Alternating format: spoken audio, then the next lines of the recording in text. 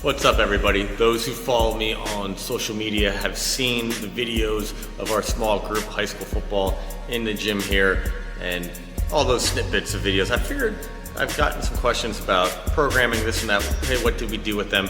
So I'm gonna make a series of a few longer formatted videos.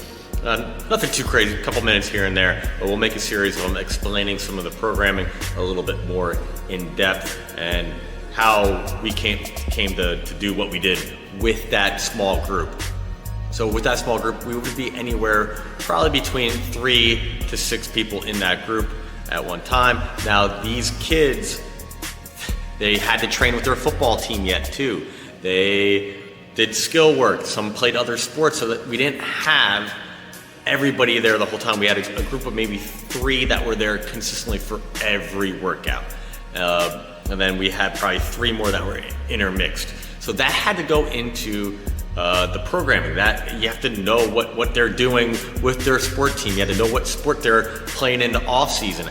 How can we get them stronger without draining their nervous system? This is all things that we needed to think about as myself as a trainer, and then the rest of the staff that you see in these videos working with these athletes. It's tricky nowadays when your players that you're working with have to report to the team strength you're training too. Sometimes if you're a better athlete, you get away with, hey, I'm working with my individual trainer and going from there. But more often than not, they're team leaders too. They gotta show up to those workouts and go from there too. So we had to work around and we had to watch over training.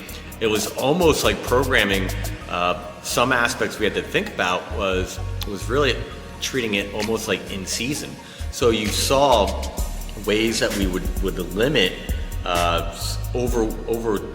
overuse of the central nervous system. A lot of sled work, a lot of med ball work, things that didn't have a crazy eccentric. Like, it was a shame, but we had to think about that for at least maybe 3 of those athletes that were playing off-season sport or that were going to their team strength and conditioning too.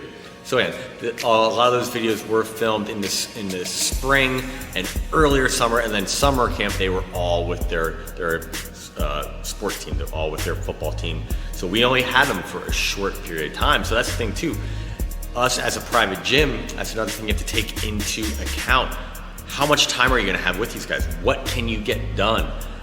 What is the focus? So you better be on your P's and Q's with your programming, your cueing, their buy-in, so they get the most out of it if you're a private gym like that.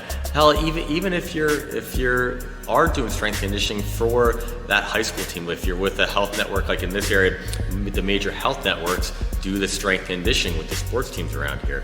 So even if you're working for them, you gotta really focus, because it's usually 6 to 8 weeks before that you might have with youth athletes like this, and you better get results quick, and you can if it's programmed correctly.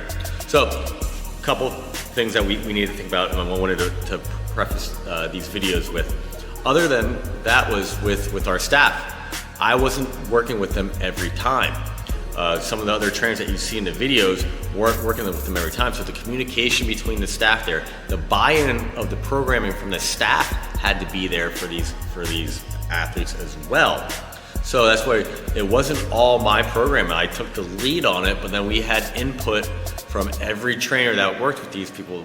Well, what do you like to coach? What can you coach well? If a coach can't coach a power clean well, how are you going to program in power cleans if I personally am not there that day or whatever? So we had to get buy-in from the staff and ideas from the staff as a whole. So long story short, we had them for 4 days. We had a 4-day program, and we split it up. How you see, I don't want to say traditional, because not every team does this, but we did kind of what we would talk about. We had one of our trainers who was really big into West Side powerlifting, and he liked it. And as a staff, I've had good results with it too. We kind of did almost a West Side conjugate template, to where we had our heavier lower, heavier upper, and then we had our speed lower, speed upper. All right, and we'll go more into that in other videos, but that's kind of how we laid out that 4-day program.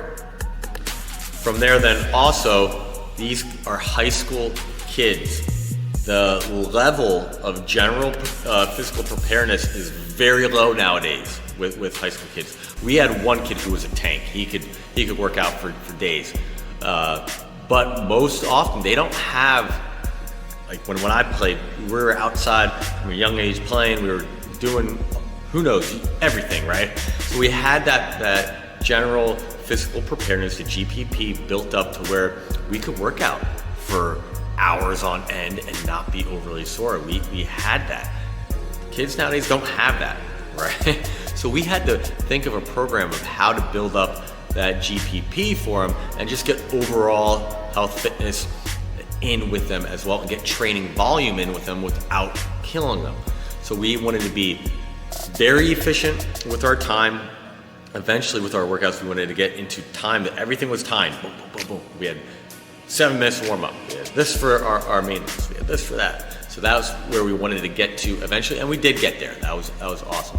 So let's just start with our warm-up. My pet peeve is the warm-up.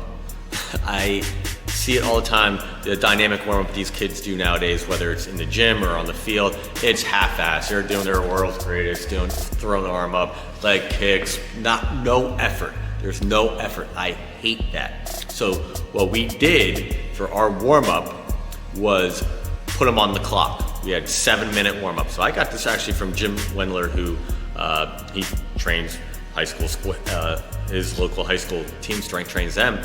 And I kind of got this from one of his talks. We put 7 minutes on it, and we just did all body weight movements to build up general preparedness. And guess what?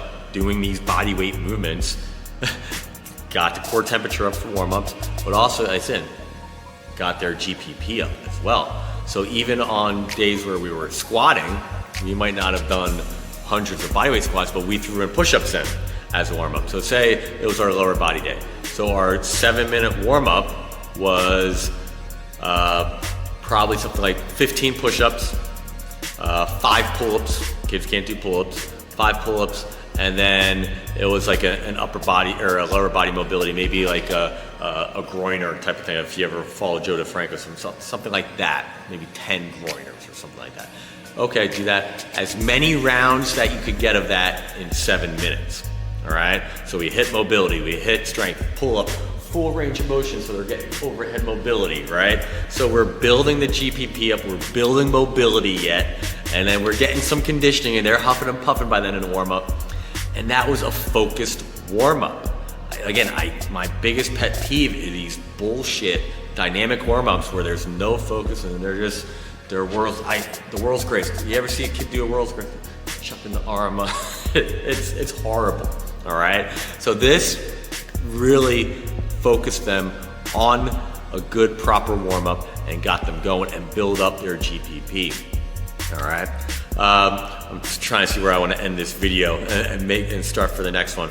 But yeah, general outline, 4 days a week. We did strength lower, strength upper, speed lower, speed upper on those 4 days.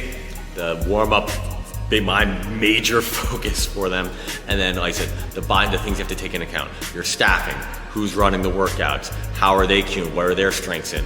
What are the kids doing outside of the workouts? Are they working out their team yet? How do we have to program that? So that's all things that we took into account and then really went from there. So I'm gonna end this video here. I'll make the next video will be a little bit getting more into the details of the programming, but this is a good start. Till next video, guys. Subscribe to the channel to make sure that you don't miss any of these videos. So have a good one.